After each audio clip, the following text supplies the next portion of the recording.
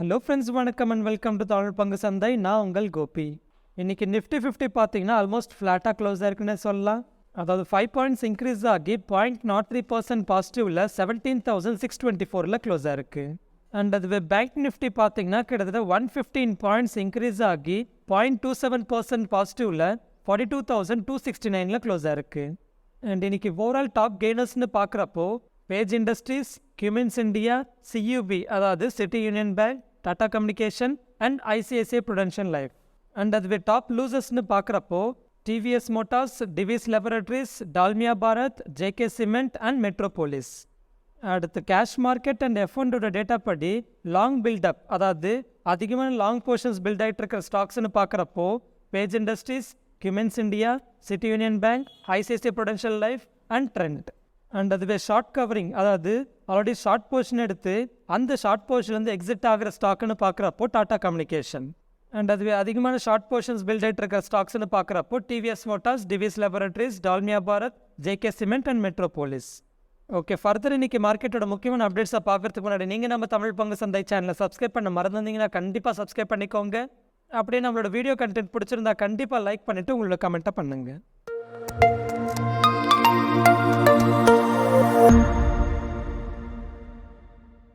Okay, first மீன் stock அதாவது ITC பற்றி பார்க்கலாம். ஒரு காலத்தில் ஐடிசியோட ஸ்டாக் ப்ரைஸ் பார்த்தீங்கன்னா பெருசாக மூவ் ஆகாமல் நிறைய மீம்ஸ் சர்க்குலேட் ஆகி மீன் ஸ்டாக்குன்னே பேர் வந்தது. ஆனால் லாஸ்ட் 1 இயரில் அதோட ஷேர் ப்ரைஸ் பர்ஃபார்மன்ஸ்னால அதை மீன் ஸ்டாக்குன்னு சொல்லவே மறந்துட்டாங்க.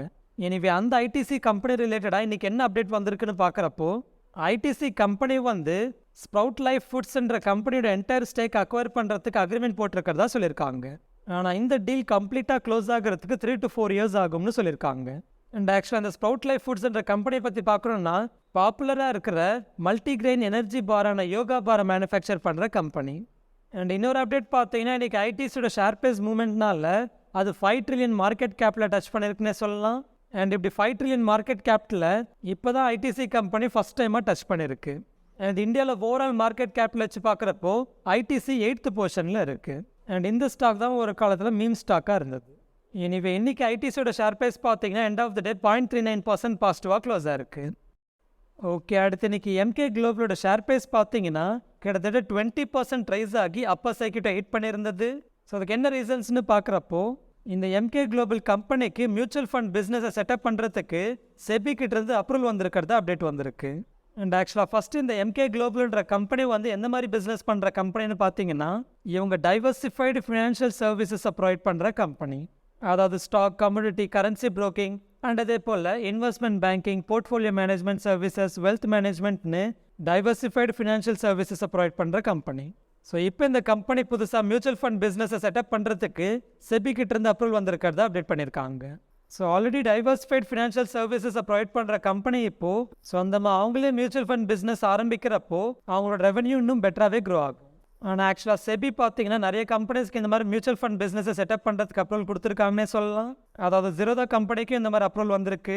And even Angel One broking கம்பெனிக்கும் இந்த மாதிரி அப்ரூவல் வந்திருக்கு. ஆனால் இப்படி அப்ரூவல் வந்தாலே அவங்களோட பிஸ்னஸை உடனே ஸ்டார்ட் பண்ணிட முடியாது. ஹிஸ்டாரிக்கலாக மற்ற கம்பெனிஸோட எக்ஸ்பீரியன்ஸ் படி பார்க்குறப்போ அட்லீஸ்ட் இந்த மியூச்சுவல் ஃபண்ட் பிஸ்னஸை கமெண்ட்ஸ் பண்ணுறதுக்கு அதாவது அப்ரூவல் கிடச்சி அவங்களோட பிஸ்னஸை ஸ்டார்ட் பண்ணுறதுக்கு அட்லீஸ்ட் 1 year எடுக்கும். எனவே இன்றைக்கி இந்த அப்டேட்டோட பாசிட்டிவ் சென்டிமெண்ட்னால லாஸ்ட் 1 yearல ரொம்பவே ஃபாலோ ஆன எம்கே குளோபலோட ஷேர் ப்ரைஸ் இன்றைக்கி ஒரே நாளில் 20% ரைஸ் ஆகி அப்பர் சைக்கிட்ட ஹிட் பண்ணியிருக்கு. ஓகே, அடுத்து மாஸ்டெக்கோட Q4 ரிசல்ட்ஸை பற்றி பார்க்கலாம்.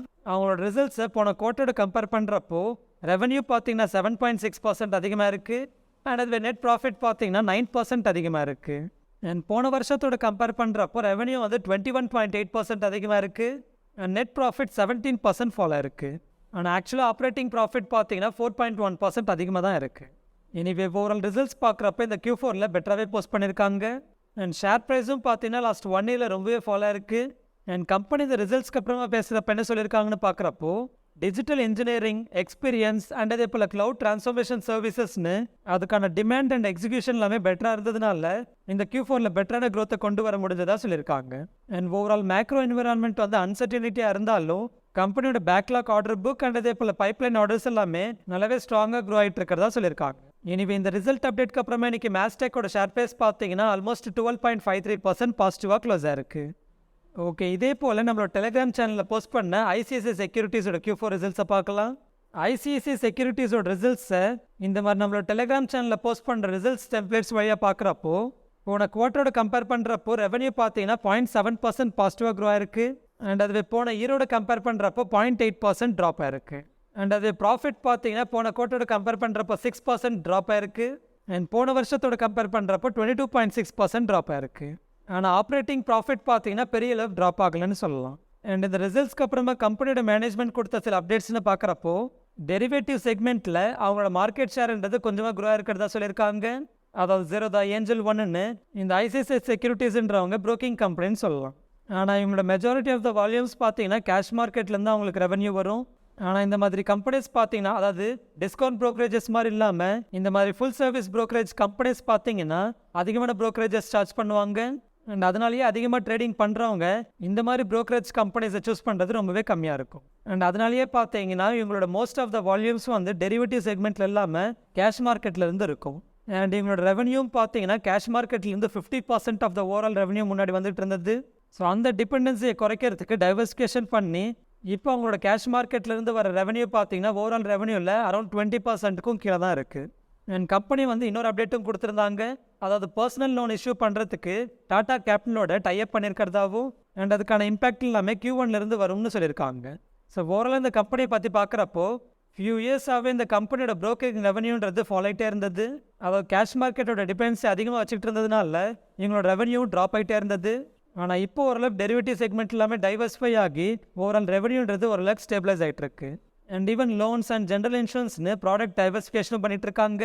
ஸோ இந்த புது ப்ராடக்ட் அண்ட் டைவர்சிஃபிகேஷன் எல்லாமே ஃபியூச்சரில் எப்படி பர்ஃபார்ம் பண்ணுன்றதை பொறுத்து தான் அவங்களோட ஷேர் ப்ரைஸோட மூவ்மெண்ட் டிசைட் ஆகும். எனவே இன்னைக்கு ஐசிஐசிஐ செக்யூரிட்டிஸோட ஷேர் ப்ரைஸ் பார்த்தீங்கன்னா end of the day almost 4.58% நெகட்டிவாக க்ளோஸ் ஆயிருக்கு. ஓகே, அடுத்து வேதாந்தாவோட அப்டேட்டை பார்க்கலாம். வேதாந்தா கம்பெனி வந்து அவங்க ஹோல்ட் பண்ணுற ஹிந்துஸ்தான் ஜிங்கோட ஷேர்ஸை பிளெச் பண்ணி கடன் வாங்கியிருக்கிறதா அப்டேட் வந்திருக்கு. அதாவது 2.44% ஸ்டேக்கான 10.32 crore ஷேர்ஸை பிளெச் பண்ணி அரௌண்ட் 150 crores கடன் வாங்கியிருக்கிறதா அப்டேட் பண்ணியிருக்காங்க. ஸோ இதனால் ஹிந்துஸ்தான் ஜிங்கில் இருக்கிற வேதாந்தாவோட 91% ஆஃப் த ஹோல்டிங்ஸ் எல்லாமே இப்போ பிளெஜில் இருக்குது. பொதுவாக ஸ்டாக் மார்க்கெட்டில் பிளெச் பண்ணால் அது நெகட்டிவாக பார்க்கப்படும். ஏன்னா பிளெச் பண்ண பிறகு அந்த கம்பெனி வந்து அந்த லோன் அமௌண்ட்டை திருப்பி கட்டலைன்னா அந்த பேங்க்கோ இல்லை லெண்டரோ வந்து அப்படி பிளெச் பண்ண ஷேர்ஸை ஓப்பன் மார்க்கெட்டில் செல் பண்ணி அவங்களோட கடனை வந்து ரெக்கவரி பண்ணிப்பாங்க. ஸோ அப்படி ஓப்பன் மார்க்கெட்டில் செல் பண்ணுறப்போ அதோட ஷேர் ப்ரைஸ் ரொம்பவே ஃபால் ஆகும். ஸோ இதனால தான் பொதுவாக வந்து பிளெட்ஜிங்கிறது நெகட்டிவாக பார்க்கப்படும். ஆனால் கம்பெனி வந்து பிளெட்ஜ் பண்ணி என்ன பண்ணுறாங்கன்றதையும் நம்ம கவனிக்கணும். அதாவது கம்பெனி வந்து அந்த மாதிரி பிளெட்ஜ் பண்ணி வந்த லோனை வச்சு அவங்களோட பிஸ்னஸை ஃபர்தர் க்ரோ பண்ணுறதுக்கு இன்வெஸ்ட் பண்ணுறாங்களா, இல்லைனா அந்த கம்பெனி வந்து வேறு ரூட்டில் ரைஸ் பண்ண கடனுக்கு அதிகமான இன்ட்ரெஸ்ட் ரேட் இருக்கிறதுனால இந்த மாதிரி பிளெட்ஜ் பண்ணி ரைஸ் பண்ண மணியை வச்சு அந்த லோனை க்ளோஸ் பண்ணி அவங்களோட இன்ட்ரெஸ்ட் காஸ்ட்டை ரெடியூஸ் பண்ணுறதுக்கு பார்க்குறாங்களா, இல்லை வேறு ஏதாவது இந்த மாதிரி பெட்டரான பர்பஸ்க்கு யூஸ் பண்ணுறாங்களான்றதை நம்ம கவனிக்கணும். அண்ட் இந்த கம்பெனி எதுக்காக பிளெட்ஜ் பண்ணியிருக்கிறதா மென்ஷன் பண்ணியிருக்காங்கன்னா அவங்களோட எக்ஸிஸ்டிங் டெட்டை வந்து ரீபே பண்ணுறதுக்கும் அண்ட் ஆப்ரேஷனல் அண்ட் கேபிட்டல் எக்ஸ்பெண்டிச்சரை மீட் பண்ணுறதுக்கும்னு சொல்லியிருக்காங்க. ஸோ அந்த விதத்தில் இந்த பிளெட்ஜிங்ன்றது பெரிய நெகட்டிவாக பார்க்கப்படாது. எனவே இன்னைக்கு வேதாந்தோட ஷேர் ப்ரைஸ் பார்த்தீங்கன்னா end of the day almost 0.69% நெகட்டிவாக க்ளோஸ் ஆயிருக்கு. ஓகே, அடுத்து டிட்டாகர் வேகன்ஸ்ன்ற கம்பெனியோட அப்டேட்டை பார்க்கலாம். ஆக்சுவலாக இந்த கம்பெனியை பற்றி நம்ம ரீசெண்டாக தான் நம்மளோட டெய்லி வீடியோஸில் நம்ம பேசியிருந்தோம். அதாவது பாரத் ஹெவி எலக்ட்ரிக்கல்ஸ் அண்ட் இந்த கம்பெனியை சேர்ந்த ஒரு கன்சோர்ட்டியம்க்கு ரயில்வே மினிஸ்ட்ரி கிட்டேருந்து கிட்டத்தட்ட 80 sleeper class Vande Bharat ட்ரெயின்ஸை supply பண்ணுறதுக்கான 9,600 crores வர்த்தில் ஆர்டர்ஸ் வந்திருக்கிறதா அப்டேட் பண்ணியிருந்தாங்க. அண்ட் அதே போல் ராமகிருஷ்ணா ஃபோர்ஜிங்ஸோட சேர்ந்த இந்த கம்பெனியோட கன்சோர்ட்டியம்க்கு அதே ரயில்வே மினிஸ்ட்ரி கிட்டேருந்து கிட்டத்தட்ட 12,226 crores வர்த்துள்ள ஃபோர்ஜ்டு வீல்ஸை மேனுஃபேக்சர் பண்ணி சப்ளை பண்ணுறதுக்கான லெட்டர் ஆஃப் அவார்ட் வந்திருக்கிறதும் அப்டேட் பண்ணியிருந்தாங்க. ஸோ இது எல்லாமே ஒரு பக்கம் இருந்தாலும் இன்றைக்கி என்ன அப்டேட் வந்திருக்குன்னு கேட்டிங்கன்னா இந்த கம்பெனியோட பப்ளிக் ஷேர் ஹோல்டிங் பேட்டர்னில் இந்த Q4ல் அதாவது இந்த ஜான்வரி டு மார்ச் எண்டட் குவார்ட்டரில் மஹிமா ஸ்டாக்ஸ் பிரைவேட் லிமிடெட்ன்ற கம்பெனி புதுசாக 1.65% ஸ்டேக் அக்வயர் பண்ணியிருக்கிறதா டிஸ்பிளே ஆகிட்டு இருக்கு. அண்ட் இந்த கம்பெனி 1.65% ஸ்டேக் அக்வயர் பண்ணதெல்லாம் ஒரு அப்டேட்டானு கேட்டிங்கன்னா இந்த கம்பெனி யாரோட சப்போர்ட் கம்பெனின்னு பார்க்குறப்போ ஒன் ஆஃப் த ஃபேமஸ் இன்வெஸ்டரான மதுசூதனன் கேலாவோட சப்போர்ட்டில் இருக்கிற கம்பெனி. ஸோ இதனால் இன்றைக்கி end of the day Titagarh வேகன்ஸோட ஷேர் ப்ரைஸ் பார்த்தீங்கன்னா ஆல்மோஸ்ட் 10.32% பாசிட்டிவாக க்ளோஸ் ஆயிருக்கு. ஓகே, அடுத்து டாடா மோட்டார்ஸோட அப்டேட்டை பார்க்கலாம். டாடா மோட்டார்ஸ் கம்பெனியோட சப்சிடரி கம்பெனியான ஜாகுவார் லேண்ட் ரோவர் கம்பெனி வந்து ஒரு அப்டேட் கொடுத்துருந்தாங்க. ஸோ அதில் அவங்க என்ன மென்ஷன் பண்ணியிருந்தாங்கன்னா அடுத்த 5 yearsல எலக்ட்ரிக் ரிலேட்டடாக ஃபியூச்சரை பில்ட் பண்ணுறதுக்கு கிட்டத்தட்ட 1.53 lakh crores வந்து இன்வெஸ்ட் பண்ண போகிறதா சொல்லியிருக்காங்க. அண்ட் அதில் ஒரு பார்ட்டாக யூகேல இருக்கிற ஒரு பிளான்ட்டை ஃபுல்லாகவே, அதாவது மொத்தமாகவே எலக்ட்ரிக் ப்ரொடக்ஷன் ஃபெசிலிட்டியாக மாற்ற போகிறதா சொல்லியிருக்காங்க. ஸோ இப்படி டாடா மோட்டார்ஸ் பார்த்தீங்கன்னா எலக்ட்ரிக் மொபிலிட்டியில் ரொம்பவே இன்வெஸ்ட் பண்ணி பெரிய பெரிய மைல் ஸ்டோன்ஸ் வச்சு ரொம்பவே பெருசாக க்ரோ ஆகணும்னு பார்த்துட்டு இருக்காங்க. ஸோ அந்த க்ரோத் ஸ்ட்ராட்டஜியில் ஜாகுவார் அண்ட் லேண்ட் ரோவர் கம்பெனின்றவங்க கிட்டத்தட்ட 1.52 lakh crores இன்வெஸ்ட் பண்ணுறதுன்றது அடுத்த 5 yearsல ரொம்பவே பெரிய அமௌண்ட்னே சொல்லலாம். எனவே இந்த அப்டேட்க்கு அப்புறம் இன்றைக்கி டாடா மோட்டார்ஸோட ஷேர் ப்ரைஸ் பார்த்தீங்கன்னா ஆல்மோஸ்ட் 1.58% பாசிட்டிவாக க்ளோஸ் ஆயிருந்தது. ஓகே, அடுத்து சியன்ட்டோட Q4 ரிசல்ட்ஸை பார்க்கலாம். சியன் கம்பெனி பார்த்தீங்கன்னா அவங்களோட Q4 ரிசல்ட்ஸை இன்றைக்கி அனௌன்ஸ் பண்ணாங்க. அதாவது மார்க்கெட் க்ளோஸ் ஆன பிறகு அனௌன்ஸ் பண்ணாங்க. ஸோ அந்த ரிசல்ட்ஸை போன குவார்ட்டரோட கம்பேர் பண்ணுறப்போ ரெவன்யூ பார்த்தீங்கன்னா ஆல்மோஸ்ட் 8.2% ரைஸாக இருக்குது. அண்ட் அது ப்ராஃபிட் பார்த்தீங்கன்னா ஆல்மோஸ்ட் 4.6% ரைஸாக இருக்குது. அண்ட் ஈவன் மார்ஜினும் பார்த்தீங்கன்னா ரொம்ப இம்ப்ரூவ் ஆயிருக்கு. அதாவது 13.2%லேருந்து 14.2%க்கு இம்ப்ரூவ் ஆயிருக்கு. ஸோ இப்படி டிசிஎஸ் அண்ட் இன்ஃபோசிஸோட ரிசல்ட்ஸ் எல்லாமே ஓரளவுக்கு பூரா இருந்ததுனால எல்லா ஐடி ஸ்டாக்ஸுமே வந்து பூரா ரிசல்ட்ஸ் போஸ்ட் பண்ணுவாங்கன்னு எதிர்பார்க்கப்பட்டது. அண்ட் அதுலேயும் லார்ஜ் கேப் கம்பெனிஸே வந்து பூரா ரிசல்ட்ஸ் போஸ்ட் பண்ணாங்கன்னா mid cap or small cap IT companies இன்னும் பூரா ரிசல்ட்ஸ் போஸ்ட் பண்ணுவாங்கன்னு எதிர்பார்க்கப்பட்டது. ஆனால் நேற்று போஸ்ட் பண்ண மேஸ்டெக் அண்ட் அதே போல் இந்த சியன்ட்டோட Q4 ரிசல்ட்ஸ் எல்லாமே அதை வந்து ராங்னு ப்ரூவ் பண்ணியிருக்கு. ஸோ ஓவரால் ரிசல்ட்ஸ் பார்த்தீங்கன்னா பெட்டராகவே வந்திருக்கு. அண்ட் ஃபர்தர் மேனேஜ்மெண்ட்டோட கமெண்ட்ரி எப்படி இருக்கிறது நம்ம பார்க்கணும். எனிவே இன்னைக்கு சியன்ட்டோட ஷேர் ப்ரைஸ் பார்த்தீங்கன்னா end of the day almost 2.11% பாசிட்டிவாக க்ளோஸ் ஆயிருந்தது. ஓகே, அடுத்து எஃப்ஐஎஸ் அண்ட் டிஏஸோட டேட்டா பார்க்கலாம். இன்னைக்கு எஃப்ஐஎஸ் பார்த்தீங்கன்னா கிட்டத்தட்ட 1169 crores நெட் செல்லிங் பண்ணியிருக்காங்க. அண்ட் டிஏஎஸ் வந்து கிட்டத்தட்ட 832 crores நெட் பையிங் பண்ணியிருக்காங்க. ஸோ எஃப்ஐஎஸ் வந்து இன்னைக்கு கண்டினியூஸாக 4வது நாளாக நெட் செல்லிங் பண்ணிகிட்ருக்காங்க.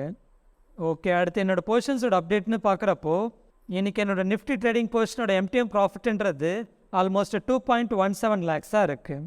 அண்ட் இன்றைக்கி புதுசாக இன்ஃபோசிஸோட மே எக்ஸ்பெரியோட 1020 புட் ஆப்ஷனை ஷார்ட் பண்ணியிருக்கேன். ஆக்சுவலாக இந்த பொசிஷன் எடுக்க வேணாம்னு தான் நினச்சேன். ஏன்னா இதோட ரிட்டர்ன் ஆன் இன்வெஸ்ட்மெண்ட்னு பார்த்தீங்கன்னா ஆல்மோஸ்ட் 2.5% தான் வருது. ஸோ அடுத்து 1.5 monthsல 2.5% ரிட்டர்ன்ஸ்ன்றது பெரிய அளவுக்கு இல்லை. அதுவும் ஸ்டாக்கோட வாலட்டிலிட்டி கம்பேர் பண்ணுறப்போ இந்த பொசிஷனோட ரிட்டர்ன் ஆன் இன்வெஸ்ட்மெண்ட்ன்றது அந்தளவுக்கு வர்த்தா இல்லைன்னு நினைக்கிறேன். பட் ஜஸ்ட் ட்ரை பண்ணி பார்க்கலாம்னு வெறும் ஒரு லாட்டை மட்டும் என்ட்ரியாக இருக்கேன். ஓகே, அடுத்த வாரம் எக்ஸ்பைரி ஆகிற நிஃப்டியோட ஆப்ஷன் செயின் பார்க்குறப்போ கால் ஆப்ஷன் சைடில் அதிகமாக ஓப்பன் இன்ட்ரெஸ்ட்ன்றது இப்போ 18,500 ஸ்ட்ரைக் ப்ரைஸ் அதிகமாக பில்ட் ஆகிட்டு இருக்கு. அண்ட் அது புட் ஆப்ஷன் சைடில் அதிகமாக ஓப்பன் இன்ட்ரெஸ்ட்ன்றது 17,000 ஸ்ட்ரைக் ப்ரைஸில் அதிகமாக பில்ட் ஆகிட்டு இருக்கு. ஸோ இது டேட்டா படி பார்க்குறப்போ அடுத்த நிஃப்டியோட எக்ஸ்பைரி ரேஞ்சுன்றது 17,000லேருந்து 18,500க்குள்ளே இருக்கும்னு எதிர்பார்க்கலாம். ஓகே, அடுத்து ஃபைனலாக இன்றைக்கான கோட் பார்க்கலாம். தி beauty you see in me is a reflection of you. ஆக்சுவலாக நேற்று நம்ம ஒரு கோட் போட்டிருந்தோம். அதுக்கு சிமிலராக ஒரு கோட் வந்து ஒரு நண்பர் கமெண்ட் பண்ணியிருந்தாரு. அதாவது மவுண்டனை மூவ் பண்ணணும்னா ஃபஸ்ட்டு சின்ன சின்ன கல் எடுத்து ஸ்டார்ட் பண்ணணும்னு சொல்லியிருந்தோம். ஸோ அதுக்கு ஒரு நண்பர் வந்து கமெண்ட்டில் சிமிலராக ஒரு கோட்டை, அதாவது சிறு துளி பெரு வெள்ளம்னு சிம்பிளாகவே முடிச்சிட்டாரு. ஸோ அப்போ தான் யோசித்தேன், ஒரு கோட்டுக்கு சிமிலர் கோட்ஸ் நம்மக்கிட்டே நிறையா இருக்கும்னு நினைக்கிறேன். இல்லை அதை இன்வெஸ்ட்மெண்ட்டை வச்சு கூட நம்ம ப்ராக்டிக்கலாக ரிலேட் பண்ணலாம், யார் நம்மளோட லைஃப்பை வச்சு ரிலேட் பண்ணலாம். அதாவது அந்த மவுண்டனோட கோட்ஸே வந்து நம்ம இன்வெஸ்ட்மெண்ட்டை வச்சு பார்க்கணுன்னா, நம்ம ஒரு கார்பஸ் பில்ட் பண்ணணும்னா ஃபஸ்ட்டு இனிஷியலாக 1,000 இல்லை 5,000 இல்லை 10,000 இப்படின்னு சின்ன சின்ன அமௌண்ட்டை வச்சு தான் ஃபஸ்ட்டு ஸ்டார்ட் பண்ணி ஆகணுன்ற மாதிரி நம்ம ரிலேட் பண்ணிக்கலாம். ஸோ இப்படி நம்ம டெய்லி போடுற கோட்ஸுக்கு ரிலேட்டடாக சிம்பிளாக வேறு ஏதாவது கோட் இருந்தாலோ, இல்லை அந்த கோட் நம்ம லைஃபுக்கு ரிலேட் ஆகிற மாதிரி என்ன மாதிரி அண்டர்ஸ்டாண்ட் பண்ணிக்கலாம், ஆர் இன்வெஸ்ட்மெண்ட் ரிலேட்டாக எப்படி அண்டர்ஸ்டாண்ட் பண்ணிக்கலாம்னு உங்களோட தாட்ஸை நம்ம டெய்லி வீடியோஸில் கமெண்ட் பண்ணுங்கள். ஸோ அப்படி பார்க்குறப்போ the beauty you see in me is a reflection of youன்றது நான் புரிஞ்சுக்கிட்ட வரைக்கும் ஒருத்தரை பற்றி நம்ம நினைக்கிற பார்வைன்றது நம்மளோட பார்வை ஆர் நம்மளோட செல்ஃப் ஆர் நம்மளோட திங்கிங் எப்படி இருக்குன்றதை பொறுத்து இருக்கும்ன்ற மாதிரி சொல்கிறாங்க. மேபி நான் பெட்டராக எக்ஸ்பிளேஷன் கொடுக்கலன்னு நினச்சிங்கன்னா அது உங்களோட பார்வையாக இருக்கும். எனவே இது ரிலேட்டாக உங்களோட கருத்தோ இல்லை உங்களோட பார்வையோ கமெண்ட்டாக பண்ணுங்கள்.